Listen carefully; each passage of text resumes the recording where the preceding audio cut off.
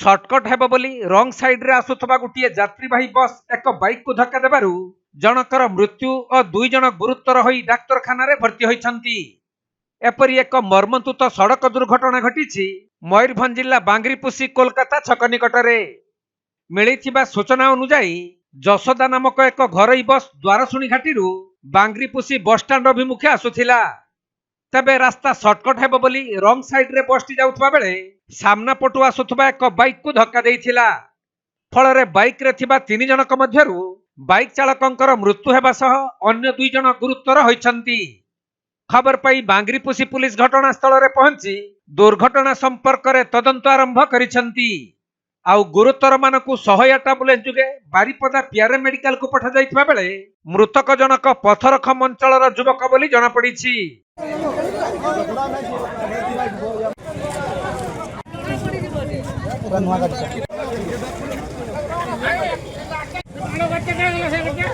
मयूरभंज जिला सारसकणारू तपन Kumar दंडपाटଙ୍କ report Konark live.